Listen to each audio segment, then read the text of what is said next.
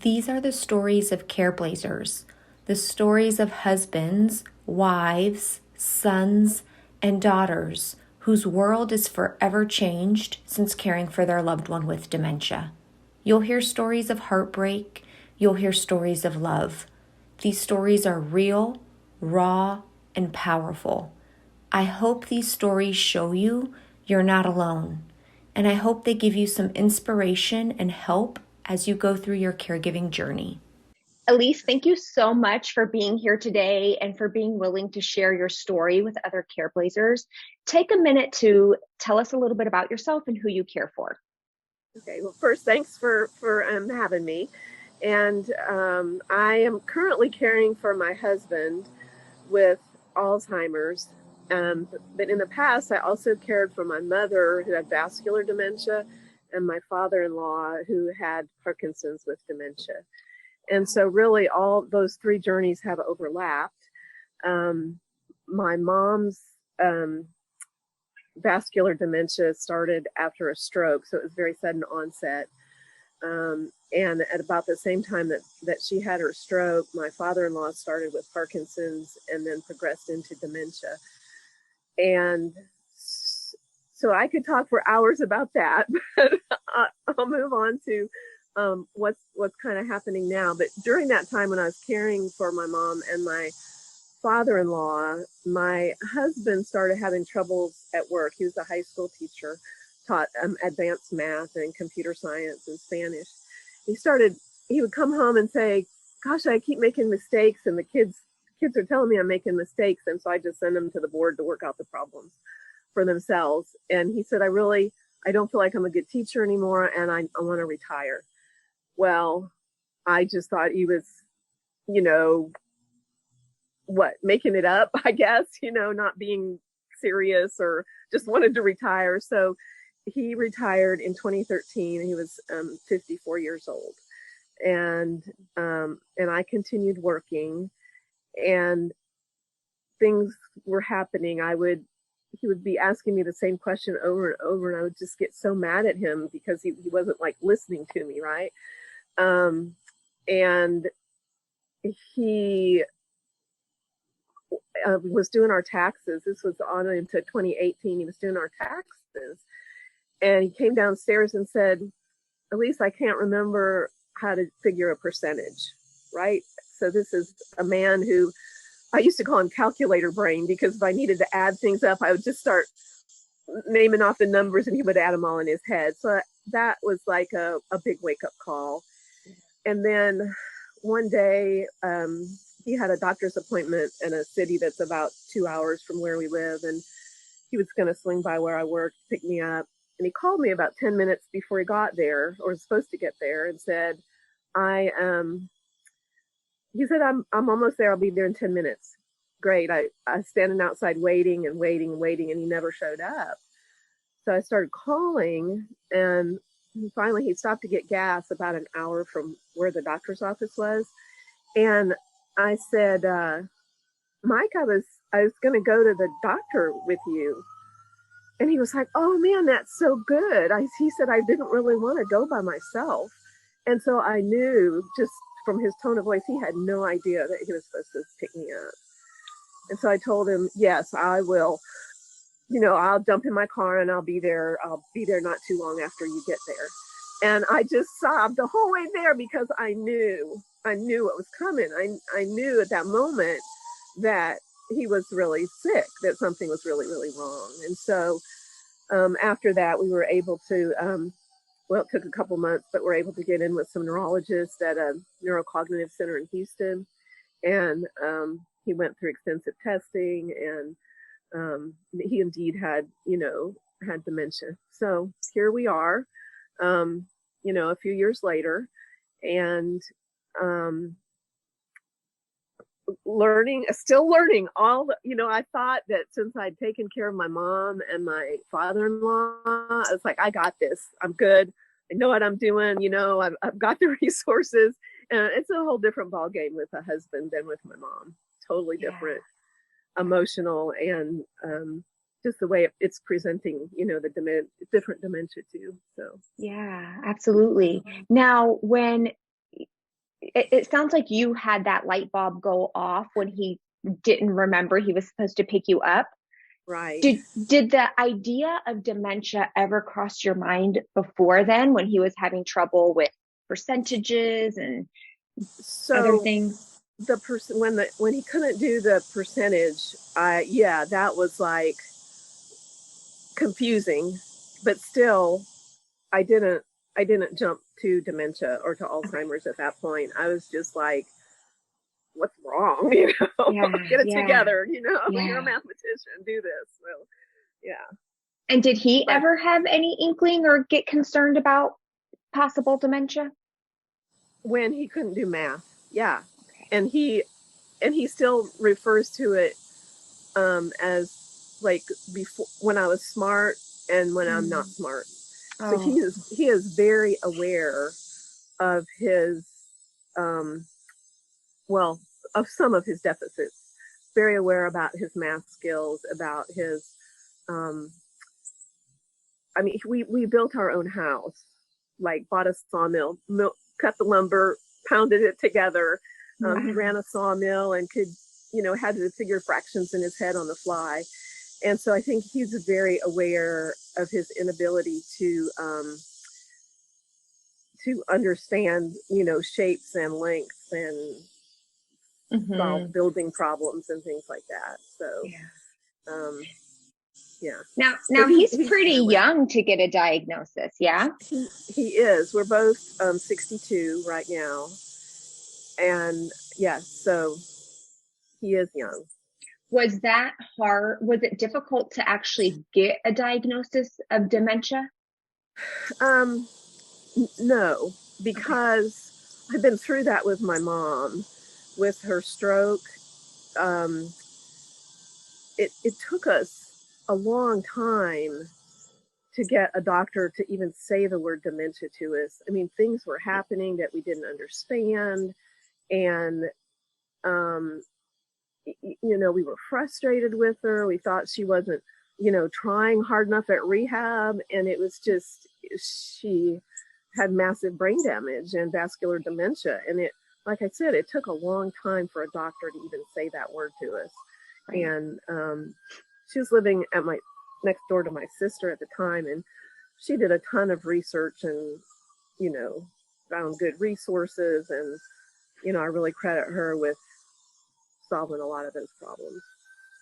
So, but for him, it was easy. We went to the neurocognitive center. He had a PET scan, a DAT scan, not a PET scan, I'm sorry, an MRI. He did like hours and hours of neurocognitive testing, and they wanted to do a PET scan, but his insurance wouldn't pay for it.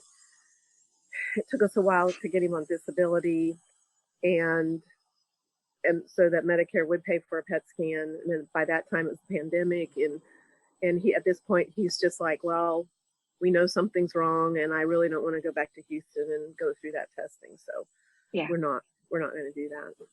Okay. How is he adjusting to this diagnosis? He's a really pretty happy guy. I mean, he really is. And he, he seems to be dealing with it pretty well. He did go through a period of depression a few months ago and started talking about killing himself and hanging himself on the tree in the front yard. So I was very concerned about that, because that's not like him. And so his doctor wanted to prescribe medication, and he'd been prescribed a similar medication for anxiety, had really bad side effects, and this is in the exact same class, had the same side effects. So I was able to find a wonderful counselor in town who has a lot of experience with PTSD, and she was so wonderful. She kind of got his history, and he was very open about, not being as smart as he used to be. And she talked about, when she talked to him about how your brain is working now, and she was just very open, but very kind, and didn't make him feel like it was his fault or like there was something wrong with him. It was just like, this is the way your brain is working. And because it's working this way, try this and this and this. And they were really simple things that, that help, So we have dogs and cats, and oftentimes there's like a ruckus around the house, with the dogs barking and the cats meowing. And it was very, very upsetting to him.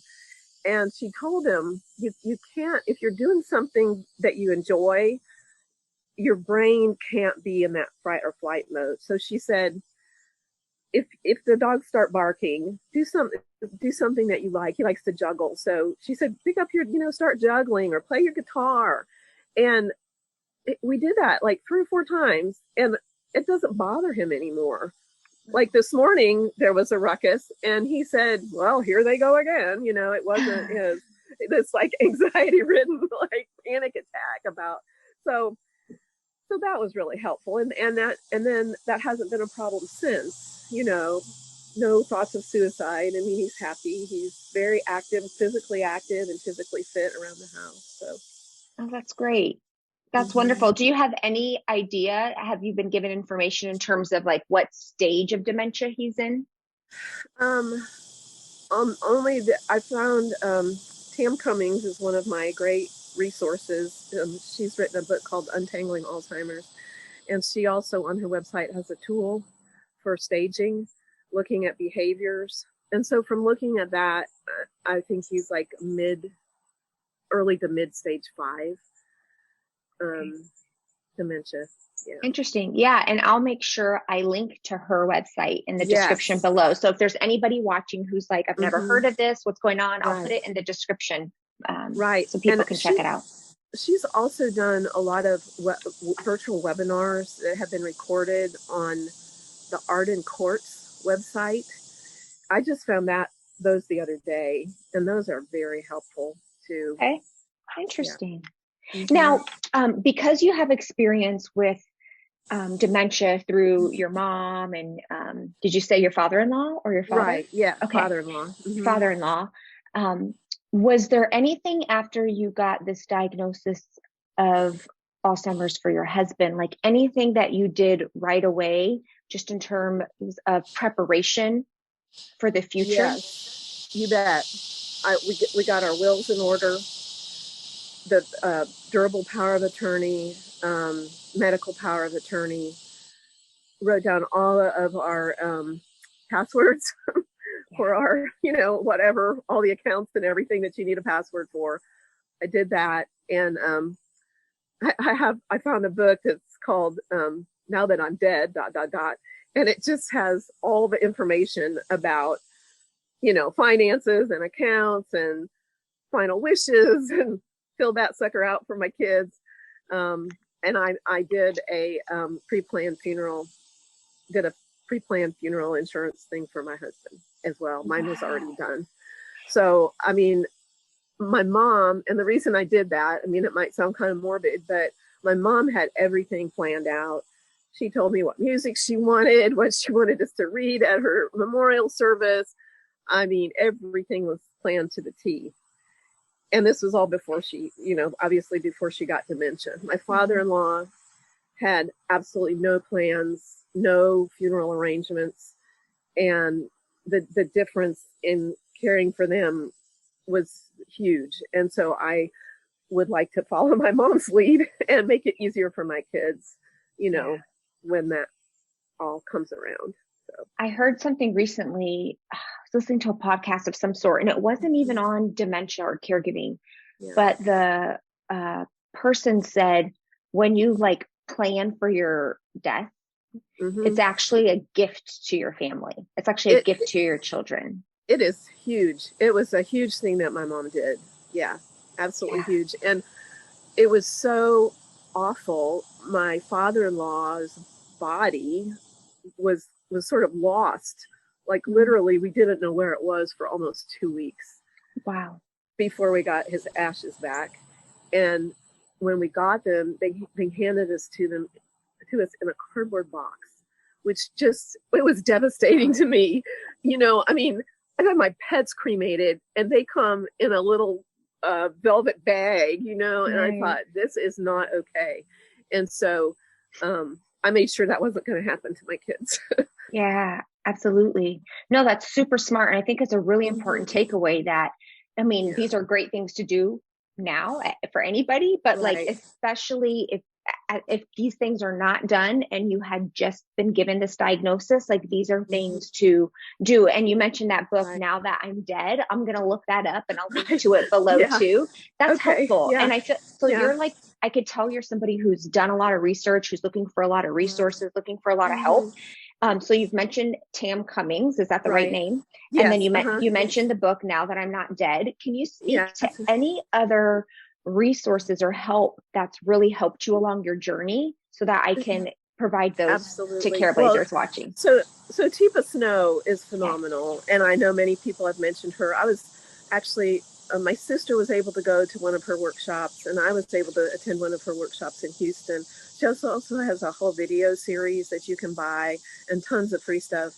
I mean, she's amazing and just a real pioneer in the whole field. And okay, like your care course and your 15-day challenge was like life-changing for me, because I was so angry at my husband for so many like unresolved things. We've known each other since we were in junior high, like 8th grade. So, you know, we have a whole lifetime of unresolved stuff going on.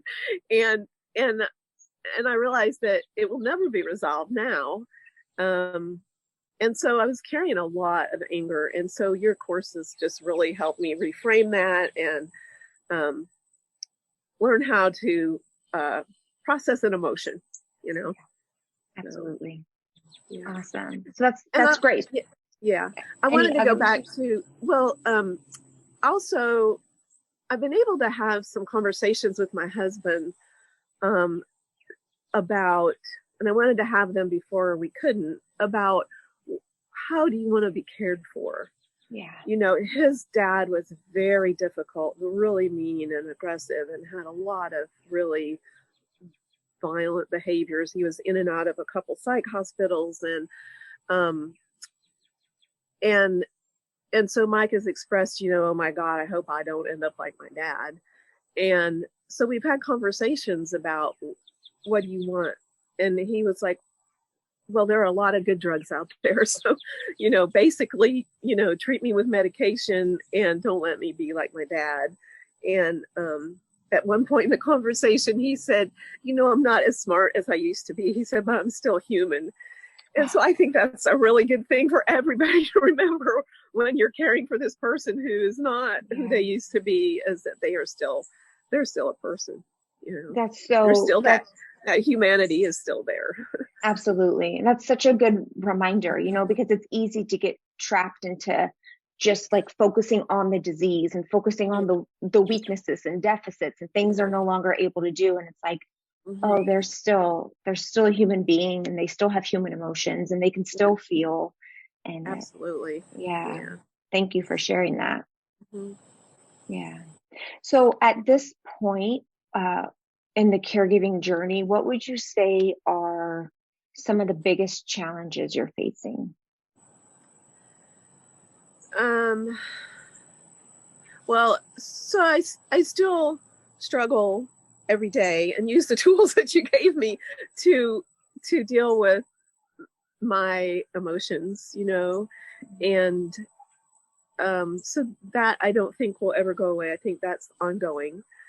And I'm also really concerned about finances and what happens if we get to a point where Mike needs like long-term care, a long-term care facility, if I'm not able to care for him at home. And so there are some really great facilities out in the world, and they're very expensive. I mean, they cost more a month than we make in a month. And so right now that's a challenge that I'm looking at and investigating the whole Medicaid thing and what does that mean and what level of care do they get at a facility that accepts Medicaid? Because my previous experience with, nursing home and long-term care facilities has been not stellar, Right. Right. So you have some future worries just depending on what might happen and his care needs and how you would pay for him. And you're already starting to kind of research. Right. Yes. Yeah. And I try not to worry. I try to plan. So, yeah, it's, if there's something that's really nagging at me, I'm like, okay, well, let's do something about that and see what we can find out. That's great. Be able to have the information and make a decision. So that's wonderful. And then you mentioned, kind of working on your emotions, right? That I think there's so many challenging emotions that a lot of Careblazers experience through this journey.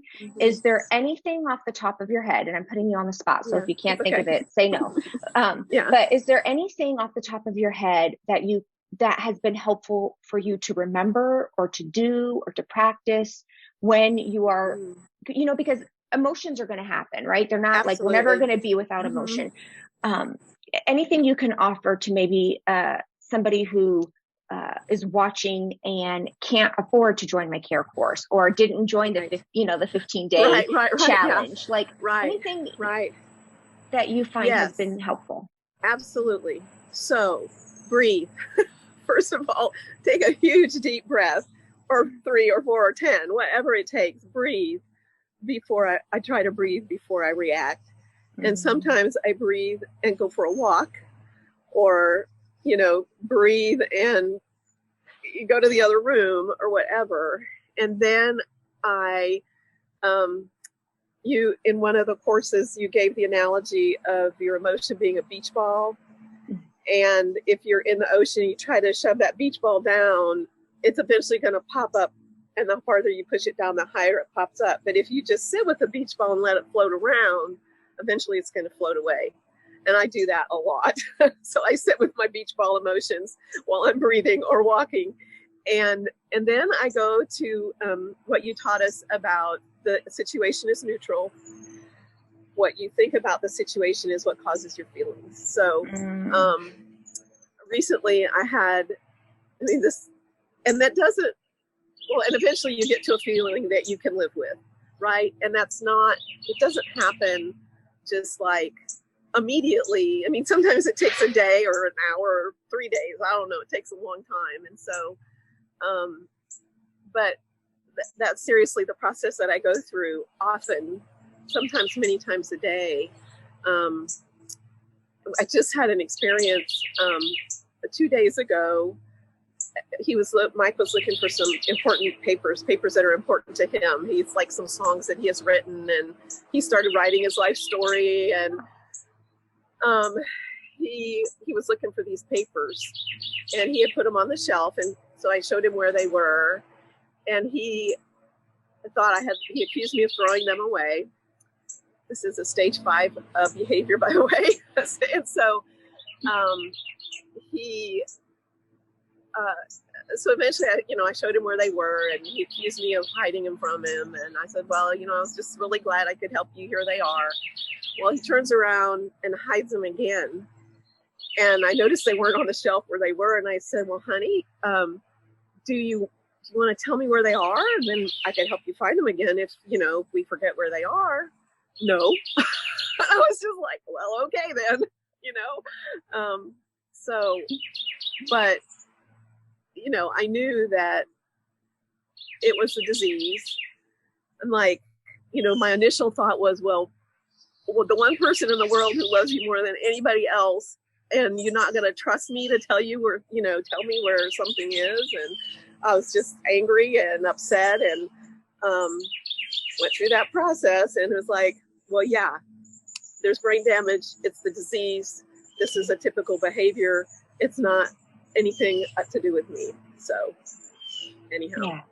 Good work. Yeah. I know that's hard, but you are taking what you're learning and applying it to your life, which I think makes all the difference. And it takes effort. Yeah. It takes a lot of energy. And some days I don't have the energy to do it, Yeah. So what do you do on those days when it's like, I just don't have the energy to work at this? I read a book. I have a pretty regular yoga practice. I like to sew, and it's real easy to get lost in my quilting projects. So Oh, good. You know, and just kind of ignore what's going on around me. Yes. Then I jump back in. Good. You mentioned you have kids. I do. Are they aware of your husband? Okay. Absolutely. They are really amazing and supportive. My son, daughter-in-law, and my grandson live on the West Coast in California. We're in East Texas. My daughter just moved from Louisiana, 6 hours away, back to Texas, so she's only 3 hours away. And they have really gone above and beyond to come and visit. I mean, it's hard to travel with a toddler during a pandemic, and you know, they've come and then just my daughter and son came one weekend in April just to take care of things around the house, you know, do projects that needed to be taken care of around the house. So they are very aware, and they call and check in all the time, and yeah, they're just amazing kids. Oh, that's wonderful. They're good kids. Yeah. Was there ever a discussion between you and your husband in terms of, do we tell the kids, do we wait, like, or were you both on the same page, like we need to get them involved? My daughter came to his first appointment at the neurocognitive center with us, and so he was very open with them, and still is real open with them, and so that's good, because I don't, you know, we're not sneaking around, right, worried about whatever. So right. Okay. yeah. Wonderful. Now, I have one final question for you, but before I ask it, anything that I did not ask about or you wanted to share that we didn't talk about today? Well, something that's also been extremely helpful is to have a support network. My sisters, I probably talk to my older sister almost every day. And I know also if I'm having a bad moment, I can just give her a call and vent. And it's really nice to have somebody like that in your life who, you know, has this endless compassion for what you're going through. We also have an Alzheimer's daycare center in the town that's closest to us, and they have a support group. So that's been extremely helpful, and I've picked up a lot of, you know, good information from them. And also friends. I mean, I have just an amazing circle of friends. We call ourselves the Laughing Women's Institute. And so even for the longest time, we would always get together for coffee or whatever on Wednesday mornings. And so even through the pandemic, one of them was able to set up a Zoom call. And so, you know, they're just a wonderful group of friends that we've known since our kids were babies. So for over 30 years, which I think is really special and really important to have that support. That's beautiful. Now that makes me think, so at this point, is when you talk about meeting up with your friends or going to a support group, is your husband safe to be home, or are you in a place like trying to figure it out? So at this point, yes, I feel comfortable being gone for 2, maybe 3 hours, and especially in the morning, because his routine is he'll usually get up and eat breakfast, play some solitaire, take a 2 or 3 hour nap, you know, get up, play some more solitaire, eat lunch. So I know pretty much what he's going to be doing. Afternoons are a little harder because he's a little more, you know, out there mowing the lawn, puttering around the house. I went with a friend. I was gone for 8 whole hours with a friend to go quilt fabric shopping a few weeks ago. And my neighbor, who's also fantastic, made sure to come over and visit with him and check on him. And so that worked out okay. But yes, I'm definitely know that that's coming, where he's not going to be safe at home alone. And the adult daycare center in town suggested that he come as a volunteer there and start, you know, working and helping them a couple days a week. And then as he transitions into being one of their people, he will already be in place and already be familiar with it. So I'm moving towards that.